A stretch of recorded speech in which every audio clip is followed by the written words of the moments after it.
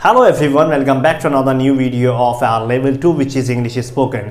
ये हमारे English spoken की नेक्स्ट एंड थर्ड वीडियो है और आज आपको प्रैक्टिस करवाने वाला हूँ इंग्लिश स्पीकिंग की, वो भी बिल्कुल अपने साथ। सो आज आप मेरे साथ प्रैक्टिस करेंगे और आज आप देखेंगे कि आज आपने कुछ नया सीखा है इस वीडियो के थ्रू।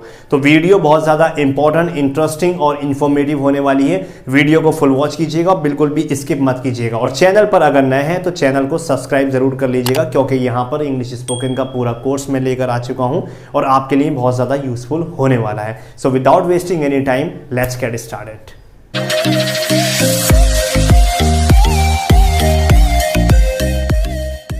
सो फाइनली अब प्रैक्टिस का दिन आ गया है और आज से हम अपनी प्रैक्टिस स्टार्ट करेंगे और आज से आप देखेंगे कि आपके अंदर कितने ज़्यादा चेंजेस आ गए हैं। तो जिस टेक्निक से मैं आपको बताऊंगा उसी टेक्निक से आपको प्रैक्टिस करनी है। देखिए, स्टार्टिंग में बहुत ज़्यादा एडवांस सेंटेंसेस बोलने की आपको ज़रूरत नहीं है।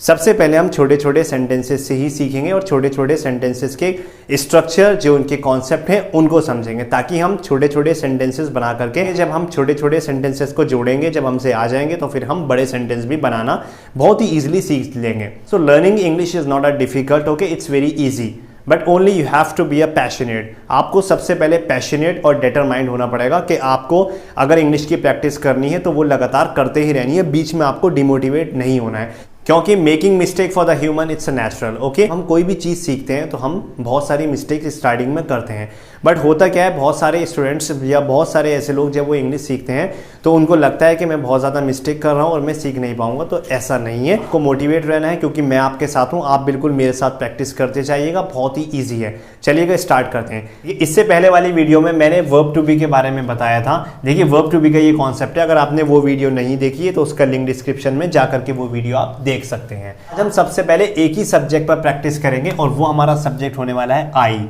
और आई के साथ हम मिलाएंगे एम, यानी कि कॉन्ट्रैक्शन में मैंने लिखा है, इसका मतलब होता है आई एम, यानी कि मैं हूं। तो आप एक एक सब्जेक्ट के साथ प्रैक्टिस जब आप करेंगे तो आपके लिए बहुत ज़्यादा इजी हो जाएगा। आपको ज़्यादा सोचने की ज़रूरत नहीं पड़ेगी जब आपके सामने, जब आप एक ही सब्जेक्ट पर प्रैक्टिस करेंगे। क्योंकि होता क्या है, जब हम बहुत सारे सब्जेक्ट पर एक साथ प्रैक्टिस कर लेते हैं तो हमारा माइंड कन्फ्यूज़ हो जाता है, सोचने में हम बहुत ज़्यादा टाइम लेते हैं, और जिसकी वजह से, तो इसका रीज़न क्या होता है, कॉन्सिक्वेंटली हम जब स्पीकिंग करते हैं, जब हम बोलते हैं तो हम अटक जाते हैं, बोल नहीं पाते हैं।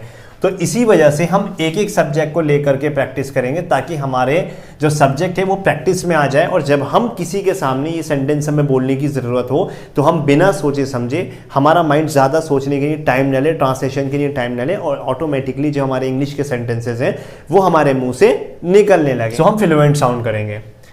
सो आज हम जो बात करेंगे यूज ऑफ आई एम के बारे में बात करेंगे। बिल्कुल सिंपल है। देखिए, ये मैं आपको पहले ही बता चुका हूँ, इस तरह के सेंटेंसेस में सब्जेक्ट जो होता है, यानी कि जिसके बारे में हम बात कर रहे होते हैं, कोई सब्जेक्ट हमारा कोई भी काम नहीं करता है, हम सब्जेक्ट के बारे में ही सब्जेक्ट के बारे में ही बात करते हैं।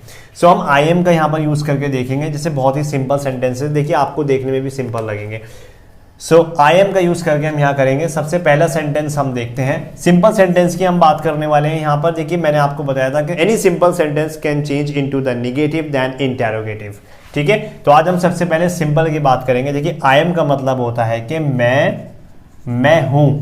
तो आई एम लर्नर, मैं लर्नर हूं। लर्नर मीन्स सीखने वाला, हम सभी लर्नर हैं, कुछ ना कुछ सीखते ही हैं। तो आई एम लर्नर। सेकेंड है आई एम ऑनेस्ट, यानी कि मैं ईमानदार हूं। उसके बाद हमारा थर्ड आता है आई एम टायर्ड, मैं थक गया हूं। सो यहां पर आप देख रहे हैं कि मैं हूं, क्या हूं, यहां पर आगे आपको फिलिंग द ब्लैंक्स में एक एडजेक्टिव दे देना है। एडजेक्टिव क्या होता है, जो नाउन और प्रोनाउन के बारे में हमें बताता है। तो लर्नर, ये तो यहां पर जो मैंने सारे सेंटेंस रखे हैं, ये सारे सेंटेंस पॉजिटिविटी को शो करते हैं, पॉजिटिव है। फिर आता है हमारा आई एम टायर्ड, मैं टायर्ड हूं, यानी मैं थक गया हूं। जब हम थक जाते हैं तो हम बोल सकते हैं I am tired. So next आता है हमारा आई एम हैप्पी, यानी कि जब आप खुश फील करते हैं तो आप बोल सकते हैं आई एम हैप्पी, मैं खुश हूँ। नेक्स्ट है हमारा आई एम सैड, मैं दुखी हूँ। आई एम लॉयल, मैं वफादार हूँ, ईमानदार हूँ, यानी देशभक्त के लिए भी हम इसको यूज़ कर सकते हैं, I M loyal. So I am student, मैं एक स्टूडेंट हूँ। सो आई एम क्रिएटिव, यानी कि आप रचनात्मक हैं। क्रिएटिव मतलब जो भी कोई इंसान बहुत सारी चीज़ों की स्किल्स अपने आप में रखता हो, बहुत सारी चीज़ें करना जानता हो। उसके बाद नेक्स्ट आता है हमारा आई एम बिजी। जब आप बिजी होते हैं तो आप सिंपली बोल सकते हैं कि नाउ आई एम बिजी या I am busy right now. उसके बाद आता है हमारा next I am diligent. Diligent means hard working, यानी कि आप मेहनती हैं, तो आप बोल सकते हैं आई एम डिलीजेंट, मैं मेहनती हूँ। आई एम डायनामिक, मैं डायनामिक हूँ। डायनामिक मतलब different kind of the personality, आपके अंदर एक अलग ही बात है। सो आई एम फनी, मैं फ़नी हूँ। फ़नी मतलब मजाकिया, जब आपका किसी की मजाक करने की आदत होती है तो आप बोल सकते हैं, अगर आप भी मजाकिया हैं, कि आई एम फनी पर्सन या आई एम फनी। नेक्स्ट आता है हमारा आई एम फ्रेंडली। फ्रेंडली मतलब किसी भी इंसान के साथ में घुल मिल कर रहना, तो आप बोल सकते हैं आई एम फ्रेंडली, यानी आपका बिहेवियर जो है वो फ्रेंडली है, तो आप बोल सकते हैं कि आई एम फ्रेंडली। उसके बाद आई एम काइंड। काइंड मतलब दयालु, यानी कि बहुत ज़्यादा आप दयालु हैं। जर्नियस भी हम इसको बोल सकते हैं, आई एम जर्नियस या आई एम काइंड, यानी कि मैं दयालु हूँ।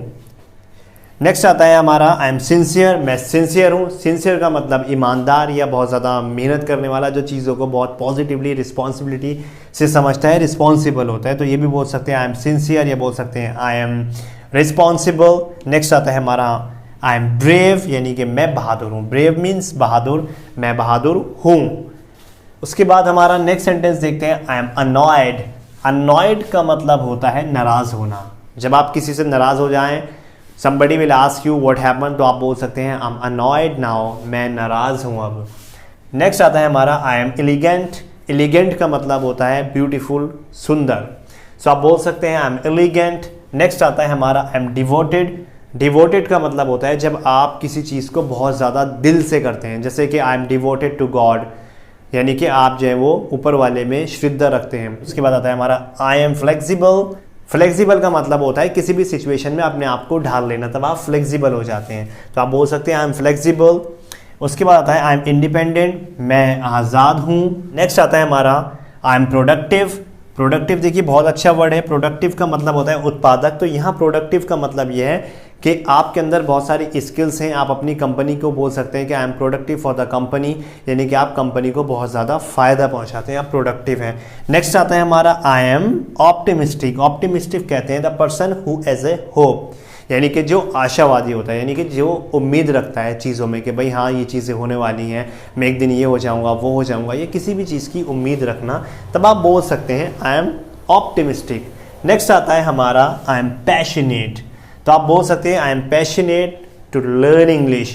पैशनेट का मतलब होता है उत्सुक, उत्साहित, यानी कि जब आप किसी चीज़ को बहुत ज़्यादा दिल से चाहते हैं तब आप पैशनेट हो जाते हैं, उसके लिए क्रेजी हो जाते हैं। जैसे अगर आपको इंग्लिश सीखनी है तो आप बोल सकते हैं I am passionate to learn English और I am crazy to learn English language. So ये कुछ सिंपल ऐसे सेंटेंसेस थे जिनकी प्रैक्टिस मैंने आज आपको आई एम का यूज़ करके कराई है। अब आपको करना क्या है, अब आपको आई एम के साथ अब आपको ये सारे वर्ड्स लर्न कर लेने हैं, और लर्न करने का मतलब रटना नहीं, आपको लर्न करने के लिए आपको वर्ड्स को समझ लेना है, इनके मीनिंग को, और उसके बाद आपको मिरर में देख करके या फिर आप खुद की एक अपनी वीडियो शूट कीजिएगा, और उसके बाद जिस तरह से मैंने ये सेंटेंसेस आपको बताएं उसके बाद आप खुद बोलने की कोशिश कीजिएगा कि I am learner, I am honest, I am kind, I am sad, I am happy, I am loyal, I am optimistic, I am learner, I am जर्नियस। तो इस तरह से जब आप प्रैक्टिस करेंगे तो आप देखेंगे कि आपके अंदर बहुत ज़्यादा चेंजेस आएंगे। और जब भी आपको कभी बोलना होगा, जैसे आप कभी मान लीजिएगा जैसे घर पर आए, किसी ने आपको काम के लिए बोल दिया, तो अगर आप बहुत ज़्यादा टायर्ड फील कर रहे हैं तो उस टाइम आप एकदम बोलेंगे no I can't do that, I am feeling tired, या आप बोल सकते हैं कि आई एम टायर्ड नाउ। तो इस तरह के सेंटेंसेस जब हम स्टार्टिंग में जब हम प्रैक्टिस करेंगे तो आप आगे देखेंगे कि बहुत ज़्यादा फिर हम इन्हीं सेंटेंस को आगे लेंदी बना सकते हैं, इन्हीं सेंटेंस को आगे हम एडवांस सेंटेंस के अंदर चेंज कर सकते हैं। तो आज की वीडियो को हम यहीं एंड करते हैं। ये मैंने पॉजिटिव सेंटेंस कराए थे, मैं अपनी नेक्स्ट वीडियो में आपको नेगेटिव और इसके इंटेरोगेटिव सेंटेंस की प्रैक्टिस कराऊंगा, क्योंकि मैंने आपको बताया है कि every simple sentence can change into the negative और इंटेरोगेटिव एज वेल। तो हमें एक सेंटेंस को सिंपल तरीके से अगर बोलना आता है तो हमें इंग्लिश में उसको नेगेटिव भी बोलना आना चाहिए, और उसके बाद हमें इसको इंटेरोगेटिव भी बोलना आना चाहिए। So that's all for today. अगर वीडियो आपको पसंद आई हो तो please like the video, if you are new so don't forget to subscribe our channel. Video कैसी लगी आपको और किस टॉपिक पर आपको वीडियो और चाहिएगा, या आपको क्या प्रॉब्लम है, कौन कौन सी प्रॉब्लम आप इंग्लिश सीखने में फेस करते हैं, वो आप मुझे कॉमेंट सेक्शन में बता सकते हैं, मैं उनका आंसर देने की पूरी कोशिश करूँगा। सो मिलते हैं नेक्स्ट वीडियो में। Till then keep learning English with me. Thank you so much for watching this video.